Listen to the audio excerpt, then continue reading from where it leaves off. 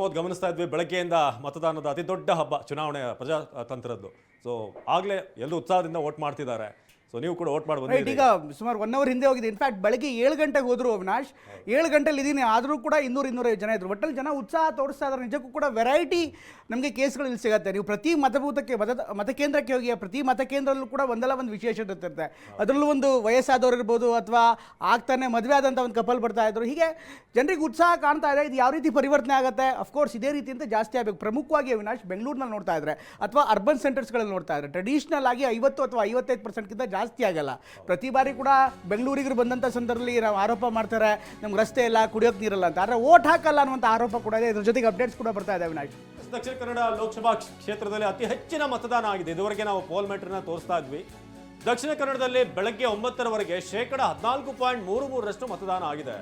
Bengaluru central 8.14%, ಉತ್ತರದಲ್ಲಿ 8.64%, ಬೆಂಗಳೂರು ಗ್ರಾಮಾಂತರ 8.39%, ಬೆಂಗಳೂರು ದಕ್ಷಿಣದಲ್ಲಿ 9.08%, ಬೆಂಗಳೂರು ಗ್ರಾಮಾಂತರದಲ್ಲಿ 8.39%. ಹಾಗೇನೆ ನಾವು ಹೆಲ್ದಿ ಆಗಿರ್ಬೇಕು ಅಂದ್ರೆ ನಮಗೆ ಪ್ಯೂರ್ ವಾಟರ್ ಬೇಕು. ನಮ್ಮ ಕಟ್ಟಡ ಹೆಲ್ದಿ ಆಗಿರ್ಬೇಕು ಅಂದ್ರೆ ಪ್ಯೂರ್ ಇಂಡಸ್ 555D TMT ಬೇಕು. ಇಂಡಸ್ 555D TMT, ಇಂಡಸ್ ಒಳಗೆ ನೆಮ್ಮದಿ ಹೊರಗೆ. ದಕ್ಷಿಣ ನಾವೀಗ ಸದ್ಯಕ್ಕೆ ನೋಡಿದ್ರೆ ದಕ್ಷಿಣ ಕನ್ನಡ, ಉಡುಪಿ, ಚಿಕ್ಕಮಗಳೂರು ಹೆಚ್ಚಿನ ಮತದಾನ. ಹೌದು. ಮತ್ತೆ ಮತ್ತೊಂದು ಇಂಪಾರ್ಟೆಂಟ್ ಅಂದರೆ ಈ ಕರಾವಳಿ ಭಾಗ ಇರ್ಬೋದು ಅಥವಾ ಒಳನಾಡು ಪ್ರದೇಶದಲ್ಲಿ ಇರ್ಬೋದು, ಅಲ್ಲಿ ಬಿಸಿಲಿನ ಧಗೆ ಸ್ವಲ್ಪ 11 ಗಂಟೆ ನಂತರ ಜಾಸ್ತಿ ಆಗುತ್ತೆ. ಈ ಒಂದು ಕಾರಣಕ್ಕೋಸ್ಕರ ಟ್ರೆಡಿಷನಲಿ ಅಲ್ಲಿ ಬೇಗ ವೋಟಿಂಗ್ ಆಗುತ್ತೆ. ಅಂದರೆ ಕರಾವಳಿ ಭಾಗದಲ್ಲಿ ಅದೊಂದು ಸಂಪ್ರದಾಯ ಇದೆ, ಸ್ವಲ್ಪ ಬೇಗ ಬಂದರೆ ಬಿಸಿಲು ಕಡಿಮೆ ಇರುತ್ತೆ, ಈ ಸಂದರ್ಭದಲ್ಲಿ ವೋಟ್ ಹಾಕೋದಕ್ಕೆ ಈಸಿ ಆಗುತ್ತೆ ಅಂತ.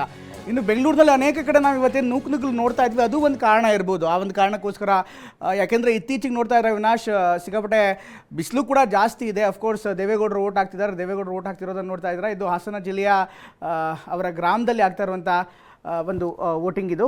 ದೇವೇಗೌಡರು ಈ ಸ್ಥಳಕ್ಕೆ ಬಂದು ಇನ್ಫ್ಯಾಕ್ಟ್ ಮತಕೇಂದ್ರಕ್ಕೆ ಬಂದು ವೋಟನ್ನು ಹಾಕ್ತಾ ಇದ್ದಾರೆ. ಒಟ್ಟಾರೆ ನೋಡಿದ್ರೆ ದಕ್ಷಿಣ ಕನ್ನಡದಲ್ಲಿ ಇದುವರೆಗೂ ಕೂಡ 14% ವೋಟಿಂಗ್ ಆಗಿದೆ. ಬಹುಶಃ ಇದೇ ಟ್ರೆಂಡ್ ಮುಂದುವರಿತಂದ್ರೆ 80-85%ಗಿಂತ ಜಾಸ್ತಿ ವೋಟ್ ಆಗುವಂಥ ಸಾಧ್ಯತೆ ಇರುತ್ತೆ ಅವಿನಾಶ್. ಒಟ್ಟಲ್ಲಿ ಬೆಂಗಳೂರಿನಲ್ಲಿ ಇರುವಂಥ ಟ್ರೆಂಡನ್ನು ಒಂದು ಕಡೆಗೆ ಆದರೆ ಇನ್ನು ಜಿಲ್ಲೆಗಳಲ್ಲೂ ಕೂಡ ಬೇರೆ ಬೇರೆ ರೀತಿಯಂಥ ಟ್ರೆಂಡ್ ಕಾಣಿಸ್ತಾ ಇದೆ. ವೆರಿ ಇಂಪಾರ್ಟೆಂಟ್ಲಿ ಬೆಂಗಳೂರು ಗ್ರಾಮಾಂತರದಲ್ಲೂ ಕೂಡ ಪಿಕಪ್ ಆಗ್ತಾ ಇದೆ. ಬೆಂಗಳೂರು ಗ್ರಾಮಾಂತರದಲ್ಲಿ 8% ಆಗಿದೆ ಇದುವರೆಗೂ ಕೂಡ. ಬೆಂಗಳೂರು ಗ್ರಾಮಾಂತರದ ಒಂದು ವಿಶೇಷ ಅಂದರೆ ಇಲ್ಲಿ ಅರ್ಬನ್ ವೋಟರ್ಸ್ ತುಂಬ ಜಾಸ್ತಿ ಇದ್ದಾರೆ. ಅಂದರೆ ಸುಮಾರು 11 ಲಕ್ಷ ವೋಟರ್ಸ್ ಗ್ರಾಮಾಂತರ ಪ್ರದೇಶದಲ್ಲಿದ್ದರೆ ಸುಮಾರು 18 ಲಕ್ಷ ವೋಟರ್ಸ್ ಬೆಂಗಳೂರು ಸಿಟಿ ಲಿಮಿಟ್ಸಲ್ಲಿದ್ದಾರೆ. ಹೀಗಾಗಿ ಸಹಜವಾಗಿ ಸಿಟಿ ಲಿಮಿಟ್ಸಿಂದ ಬರುವಂಥ ಮತದಾರ ಯಾರು ಇರ್ತಾರೆ ಸ್ವಲ್ಪ ಡಿಲೇ ಆಗಿ ಬರ್ತಾರೆ. ಅಫ್ಕೋರ್ಸ್ ವಾಕಿಂಗ್ ಹೋದವರು ಸ್ವಲ್ಪ ಈ ಡಿಸಿಪ್ಲಿನ್ ಪ್ರಾಕ್ಟೀಸ್ ಮಾಡ್ತಾರೋ ಸ್ವಲ್ಪ ಬೇಗ ಬಂದು ವೋಟ್ ಆಗ್ತಾರೆ. ಅದನ್ನು ಹೊರತುಪಡಿಸಿದ್ರೆ ಉಳಿದವರಲ್ಲ. ಜೊತೆಗೆ ರಜಾ ಬೇರೆ ಇದೆ, ಶುಕ್ರವಾರ, ನಾಳೆಯಿಂದ ಇವತ್ತಿಂದ ವೀಕೆಂಡ್ ಶುರು ಆಗುತ್ತೆ. ಅದು ಒಂದು ಇದ್ರ ಮೇಲೆ ಪರಿಣಾಮ ಬರುತ್ತೆ. ಬಟ್ ಬನ್ನಿ, ವೋಟ್ ಹಾಕಿ ನಿಮ್ಮ ಮತವನ್ನು ಚಲಾಯಿಸಿ, ಯಾಕೆಂದರೆ ಇದು ನಿಮ್ಮ ಹಕ್ಕು. ಹೀಗಾಗಿ ನಿಮ್ಮ ಹಕ್ಕನ್ನು ಚಲಾಯಿಸಿದ್ರೆ ಮುಂದೆ ನೀವು ನಿಮ್ಮ ಬೇಡಿಕೆಗಳನ್ನು ಧೈರ್ಯವಾಗಿ ನೈತಿಕವಾಗಿ ಕೇಳ್ಬೋದು.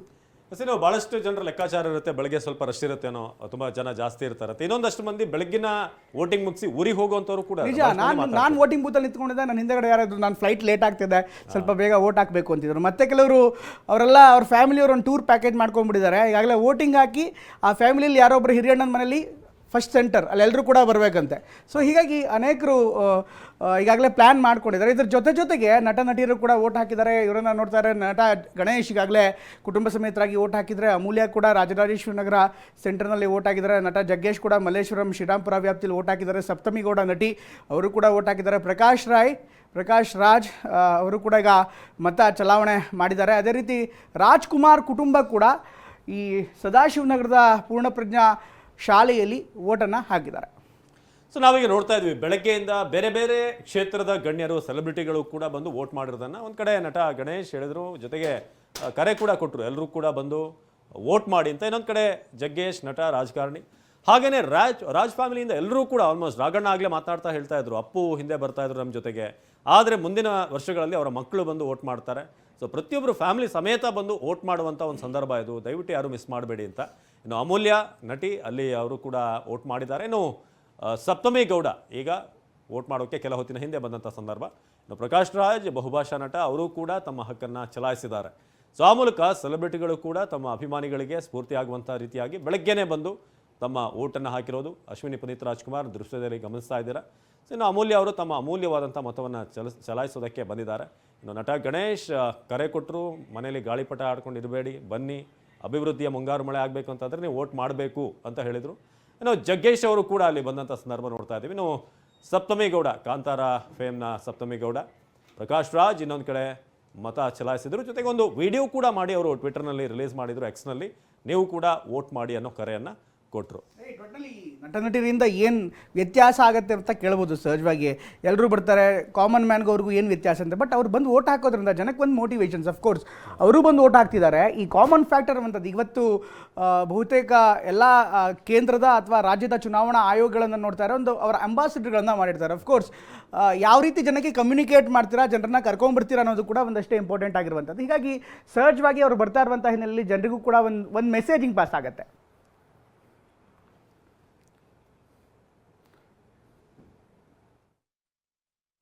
ಅದು ಯಾವುದಿರಬಹುದು, ತಮಗೆ ಬೇಕಾಗಿರುವ ಪಕ್ಷವನ್ನು ಸ್ವೀಕಾರ ಮಾಡೋದಿರಬಹುದು ಅಥವಾ ನೋಟವನ್ನು ಇರಬಹುದು.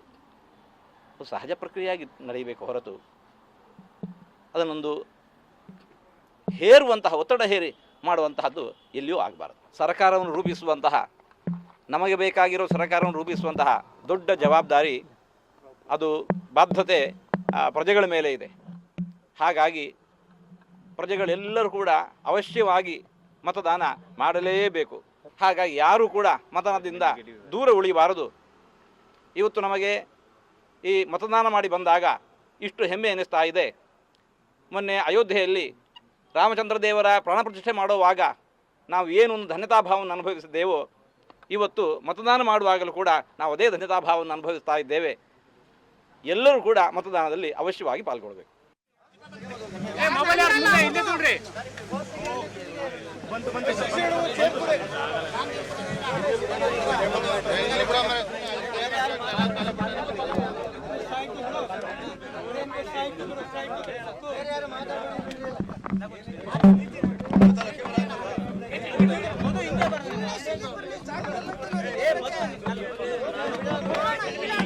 ದೇವೇಗೌಡರು ಇನ್ಫ್ಯಾಕ್ಟ್ ಮತದಾನದ ಬಳಿಕ ಈಗ ಮಾಧ್ಯಮದವ್ರ ಜೊತೆಗೆ ಮಾತನಾಡ್ತಿದ್ದಾರೆ. ಸಹಜವಾಗಿಯೇ ಮಾಧ್ಯಮದವರು ಕೂಡ ಅವರನ್ನು ಮಾತಾಡ್ಸೋದಕ್ಕೆ ಉತ್ಸುಕರಾಗಿದ್ದಾರೆ. ಯಾಕೆಂದರೆ ಹಲವಾರು ಚುನಾವಣೆಗಳನ್ನು, ಸುಮಾರು 60 ವರ್ಷ ಪೊಲಿಟಿಕ್ಸನ್ನು ನೋಡಿದವರ ಜೊತೆಗೆ ಮುರಳಿ ಮಾತಾಡ್ತಿದ್ದಾರೆ. ನೋಡೋಣ ಬನ್ನಿ. ಏನು ಹೇಳೋದು, ವೋಟ್ ಮಾಡಿದ್ದೀವಿ, ನಮ್ಮ ಹಕ್ಕು, ನಮ್ಮ ಮತ ಚಲಾಯಿಸಿದ್ದೀವಿ, ಖುಷಿ ಆಗುತ್ತೆ. ಆ್ಯಂಡ್ ಈ ಬೂತಲ್ಲಿ ತುಂಬ ಜನ ಬಂದಿದ್ದಾರೆ ಇವತ್ತು. ಸೊ ಭಾಳ ಖುಷಿ ಆಯಿತು. ಇಷ್ಟು ವರ್ಷದಲ್ಲಿ ನಾನು ಇಷ್ಟು ಜನ ಬಂದಿರೋದು ನಾನು ನೋಡಿರಲಿಲ್ಲ. ಭಾಳ ದೊಡ್ಡ ಕ್ಯೂ ಇತ್ತು. ಆಮೇಲೆ ತುಂಬ ಹಿರಿಯರು ಬರ್ತಾ ಇದ್ದಾರೆ, ತುಂಬ ಜನ ಅವರ ಜವಾಬ್ದಾರಿನ ನಿಭಾಯಿಸೋಕ್ಕೆ ವೋಟ್ ಹಾಕಂದ್ರೆ ನಾನೇ ಒಂದಷ್ಟು ಜನರ ಹತ್ರ ಮಾತಾಡಿಸಿದೆ. ಚೆನ್ನಾಗಿತ್ತು ಅನುಭವ. ಸಾಕಷ್ಟು ಜನ ಇನ್ನೂ ಮನೆ ಬಿಟ್ಟು ಹೊರಗಡೆ ಬರೋ ಉತ್ಸಾಹ ತೋರಿಸ್ತಾ ಇಲ್ಲ, ಯುವಕರು ಸ್ಪೆಷಲಿ ಎಲ್ಲ ಕೇವಲ 9% ಆಗಿದೆ.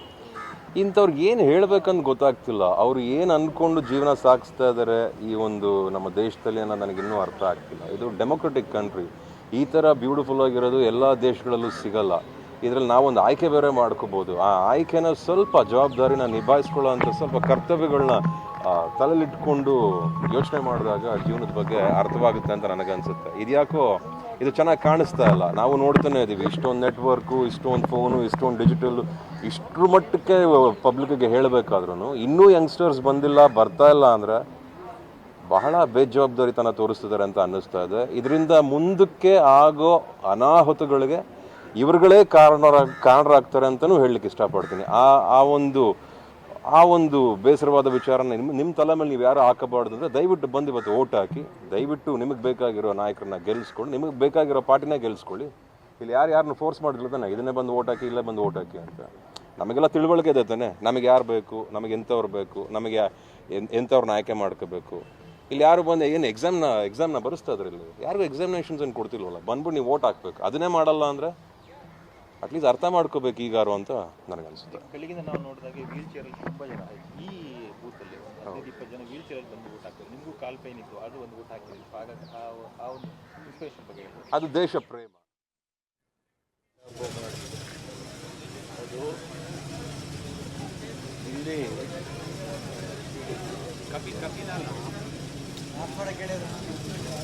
ನೋಡಿ, ಒಂದು ರಸ್ತೆ ದಯಮಾಡಿ ನಿಧಾನ, ಯಾರು ಹೇಳಿ ಖರ್ಗೆ ರಾಹುಲ್ ಇವರು ಮುಖ್ಯಮಂತ್ರಿನ ಪ್ರಧಾನಮಂತ್ರಿನ ನಿನ್ನೆಯಿಂದ ಈ ರೀತಿ ಕಾರ್ಡ್ಗಳನ್ನು ಈ ಥರ ಕೆಲವು ಮನೆಗಳಿಗೆ ಹಂಚಿದ್ದಾರೆ, ಎಲ್ಲ ಮನೆಗೆ ಹಂಚಿಲ್ಲ. ಸಾಲ ಮನ್ನಾ 400 ಜಾತಿ ಗಣತಿ ಮಾಡಿದ್ರು. ಈ ಕಾರ್ಡ್ಗಳನ್ನು ಹಂಚಿದ್ದಾರೆ. ಇವರು ಮುಖ್ಯಮಂತ್ರಿನೋ ಪ್ರಧಾನಮಂತ್ರಿನೋ ಯಾರಿವರು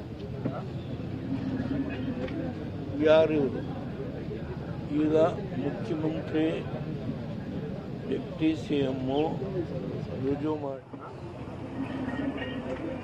ಯಾರಿವರು ಈಗ ಮುಖ್ಯಮಂತ್ರಿ ಡೆಪ್ಟಿ CM ರುಜು ಮಾಡಿ 5 ಗ್ಯಾರಂಟಿಗಳನ್ನು ಹಂಚಿದರು.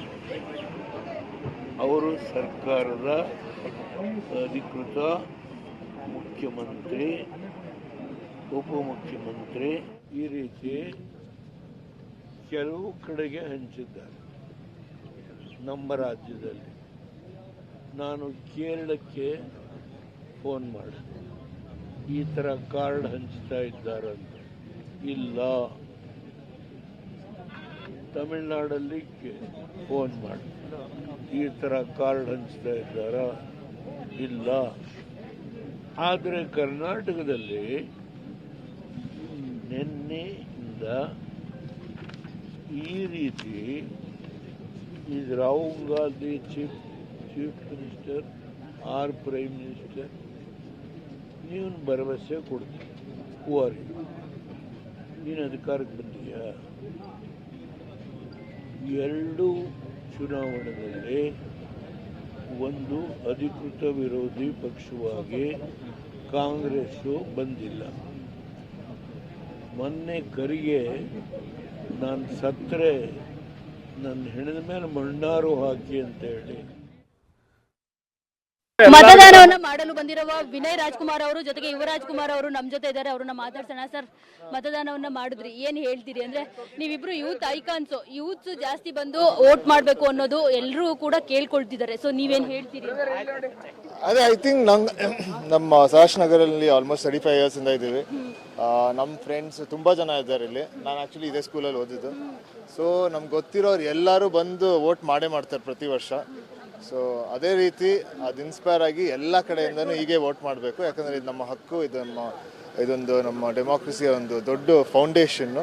ಸೊ ಇದನ್ನ ನಾವು ಯಾವಾಗಲೂ ಕಾಪಾಡಬೇಕು. ಆಮೇಲೆ ನಾವು ಇದನ್ನ ನಮ್ಮ ಹಕ್ಕನ್ನ ಯಾವಾಗಲೂ ಚಲಾಯಿಸಬೇಕು ಅಂತ ಹೇಳೋದು ಇಷ್ಟಪಡ್ತೀನಿ. ಸರ್, ನೀವು ಓದಿರುವಂತಹ ಶಾಲೆಗೆ ಬಂದು ಇವತ್ತು ವೋಟ್ ಮಾಡ್ತಾ ಇದ್ದೀರಾ, ಎಷ್ಟೊಂದು ಮೆಮೊರೀಸ್ ಇದೆ ಇಲ್ಲಿ ನಿಮಗೆ. ಜೊತೆಗೆ ಏನು ಹೇಳ್ತೀರಿ ಯೂತ್ ಐಕಾನ್ಸ್ ನೀವಿಬ್ರು ಯೂತ್ಸ್ಗೆಲ್ಲ ಏನು ಹೇಳ್ತೀರಿ? ಹೌದು, ಪ್ರತಿಯೊಬ್ಬರು ವೋಟ್ ಮಾಡಲೇಬೇಕು. ಇವಾಗ ನನಗೆ ಗೊತ್ತಿರೋಂಗೆ ಎಲ್ಲರೂ ಪ್ರಶ್ನೆ ಮಾಡ್ತಾರೆ, ಇದ್ಯಾಕೆ ಮಾಡಿಲ್ಲ ಅದ್ಯಾಕೆ ಮಾಡಿಲ್ಲ ಅಂತ. ಫಸ್ಟ್ ನಾವು ಅವ್ರಿಗೆ ಪ್ರಶ್ನೆ ಮಾಡ್ಬೇಕಾದ್ರೆ ನೀವು ವೋಟ್ ಮಾಡಿದ್ದೀರಾ ಅಂತ. ಯಾಕಂದರೆ ಈ ವೋಟ್ ಮಾಡೋರು ಟ್ಯಾಕ್ಸ್ ಪೇ ಮಾಡೋರ್ಗೇ ಹಕ್ಕಿರೋದು, ಏನೇ ಪ್ರಶ್ನೆ ಮಾಡಬೇಕಾಗಿರೋ ಹಕ್ಕು ಅವ್ರಿಗಿರೋದು. ಸೊ ನಿಮಗೆ ಆ ಪ್ರಶ್ನೆ ಮಾಡೋ ಹಕ್ಕು ನಿಮ್ದಾಗಬೇಕಂದ್ರೆ ವೋಟ್ ನೀವು ಮಾಡಲೇಬೇಕು. ಆ್ಯಂಡ್ ಡೆಫಿನೆಟ್ಲಿ ನಾವು ಡೆಮೋಕ್ರಸಿ ಅಂತ ಇಂಡಿಯಾ ಲೈಕ್ ಲಾರ್ಜೆಸ್ಟ್ ಡೆಮೋಕ್ರಸಿ ನಾವು. ಆ್ಯಂಡ್ ಅದನ್ನು ಅಷ್ಟು ಅಚ್ಚುಕಟ್ಟಾಗಿ ಎಸ್ಟಾಬ್ಲಿಷ್ ಆಗಿ ಪ್ರತಿಯೊಂದು ಜಿಲ್ಲೆಯಲ್ಲೂ ಪ್ರತಿಯೊಂದು ಹಳ್ಳಿಲೂ ಈಗ ವೋಟ್ ಮಾಡೋ ಅವಕಾಶ ಇದೆ. ಸೊ ಆ ಹಕ್ಕನ್ನ ನಾವು ಉಪಯೋಗಿಸ್ಕೊಂಡು ನಿಮ್ಮ ಫ್ಯಾನ್ಸ್ಗೆ ಏನು ಹೇಳೋದಕ್ಕೆ ಇಷ್ಟಪಡ್ತೀರಿ? ಯಾಕಂದರೆ ತುಂಬ ಯಂಗ್ಸ್ಟರ್ಸ್ ಇದ್ದಾರೆ ನಿಮ್ಮ ಫ್ಯಾನ್ಸ್ಗಳಲ್ಲಿ. ಸೊ ಅವ್ರಿಗೆ ಏನು ಹೇಳೋದಕ್ಕೆ ಬಯಸ್ತೀರಿ? ಅಂದರೆ ಜಾಸ್ತಿ ಬರೋದಿಲ್ಲ ಅವರು ವೋಟ್ ಮಾಡೋದಕ್ಕೆ, ಇನ್ನು ಅಂದರೆ ವೋಟಿಂಗೇ ಬಂದಿರೋದಿಲ್ಲ ಕೆಲವರಿಗೆ, ಅವರು ವೋಟಿಂಗ್ ತಗೋಬೇಕು. ಸೊ ಅವರಿಗೆಲ್ಲ ಏನು ಹೇಳೋದಕ್ಕೆ ಬಯಸ್ತೀರಿ? ಪ್ರತಿಯೊಬ್ಬರು ವೋಟ್ ಮಾಡಿ. ಈಗ ನಾನು, ನಮ್ಮ ಅಣ್ಣ, ನಮ್ಮ ಕುಟುಂಬದವ್ರು ಪ್ರತಿಯೊಬ್ಬರೂ ವೋಟ್ ಮಾಡಿದ್ದೀವಿ. ನೀವು ಕೂಡ ನಿಮ್ಮ ಕುಟುಂಬದವ್ರ ಜೊತೆಗೆ ವೋಟ್ ಮಾಡಿ. ಸರ್, ಸರ್ಕಾರದಿಂದ ಫೈನಲಿ ಏನು ನಿರೀಕ್ಷೆ ಇದೆ ಇಬ್ಬರಿಗೂ? ಏನೆಲ್ಲ ಕೆಲಸಗಳನ್ನ ಮಾಡಬೇಕು ಅಂತ ಹೇಳ್ಬಿಟ್ಟು ಕೇಂದ್ರ ಸರ್ಕಾರ ಪ್ರತಿಯೊಬ್ಬರೂ 2 ಸರ್ಕಾರಗಳಿಂದ ನಮಗೆಲ್ಲ ಮ್ಯಾನಿಫೆಸ್ಟೋ ಬಂದಿದೆ. ಹೇಳಿದ ತಕ್ಕಂಗೆ ಅದೆಲ್ಲ ಮಾಡಿದ್ರೆ ಸಂತೋಷ. ನೀವು ಸರ್ ಏನು ಹೇಳ್ತೀರಿ? ಏನು ಬಯಸ್ತೀರಾ? ದೇಶಕ್ಕೆ ಏನು ಆಗಬೇಕು ಅಂತ ಬಯಸ್ತೀರಾ? ಏನೆಲ್ಲ ಕೆಲಸಗಳಾಗಬೇಕು ಅಂತ? ದೇಶಕ್ಕೆ ಸಾಕಷ್ಟು ಒಳ್ಳೇದಾಗಲೇಬೇಕು. ಅದು ಜನ ಸರ್ಕಾರಕ್ಕೆ ಯಾವಾಗಲೂ ಕೇಳ್ತಾನೆ ಇದ್ದಾರೆ, ಪ್ರತಿನಿತ್ಯ ಕೇಳ್ತಾನೆ ಇದ್ದಾರೆ. ಸೊ ಅದನ್ನೆಲ್ಲ ಫುಲ್ಫಿಲ್ ಮಾಡಿದ್ರೆ ಸಾಕು ಅಂತ ಹೇಳಿ. Thank you. ನೋಡಿದ್ರಲ್ಲ, ಇದಿಷ್ಟು ಡಾಕ್ಟರ್ ರಾಜ್ಕುಮಾರ್ ಮೊಮ್ಮಕ್ಕಳಾದ ವಿನಯ್ ರಾಜ್ಕುಮಾರ್ ಜೊತೆಗೆ ಯುವ ರಾಜ್ಕುಮಾರ್ ಅವರ ಮಾತು. ಕ್ಯಾಮ್ರಾ ಪರ್ಸನ್ ಪ್ರಶಾಂತ್ ಜೊತೆ ಮಂಗಳ ರಾಜಗೋಪಾಲ್, TV9 ಬೆಂಗಳೂರು. ಈಗಾಗಲೇ ನಟ ನಟಿಯರು ಬರ್ತಾ ಇದ್ದಾರೆ, ವೋಟ್ ಮಾಡ್ತಾ ಇದ್ದಾರೆ. ದೊಡ್ಡಣ್ಣ ಅವರ ಕುಟುಂಬ ಸಮೇತರಾಗಿ ಬಂದು ವೋಟ್ ಮಾಡಿದ್ದಾರೆ. ಅದೇ ರೀತಿ ರಾಜ್ಕುಮಾರ್ ಕುಟುಂಬ ವೋಟ್ ಮಾಡಿದೆ. ನಟಿ ಪ್ರೇಮ ಅವರು ಕೂಡ ಈಗಾಗಲೇ ಮತವನ್ನು ಚಲಾಯಿಸಿದ್ದಾರೆ. ಸಹಜವಾಗಿಯೇ ಈ ಒಂದು ಪ್ರಜಾತಂತ್ರದ ಹಬ್ಬವನ್ನು ಸವಿಯೋದಕ್ಕೆ, ಅದನ್ನು ಇನ್ನಷ್ಟು ಚೆಂದ ಕಾಣಿಸೋದಕ್ಕೆ ಎಲ್ಲರೂ ಕೂಡ ಎಲ್ಲ ಕ್ಷೇತ್ರದ ಎಲ್ಲ ರಂಗದ ಗಣ್ಯ ವ್ಯಕ್ತಿಗಳು ಜೊತೆಗೆ ಶ್ರೀಸಾಮಾನ್ಯನ ಜೊತೆಗೂಡಿ ಇದನ್ನು ನಾವು ಗಟ್ಟಿಯಾಗಿ ಸಂಭ್ರಮಿಸಬೇಕು ಕೂಡ, ಆಗಲೇ ಇದಕ್ಕೊಂದು ಅರ್ಥಪೂರ್ಣವಾಗಿರುತ್ತೆ. ಜೊತೆಗೆ ಒಂದು ಸರ್ಕಾರ ರೂಪಿಸುವಂಥ ನಿಟ್ಟಿನಲ್ಲಿ ಸಮರ್ಥವಾದಂಥ ಒಂದು ಧನಿಯಾಗಿ ಒಂದು ಸಮರ್ಥ ಸರ್ಕಾರವನ್ನು ಬರೋದಕ್ಕೆ ಸಾಧ್ಯವಾಗುತ್ತೆ.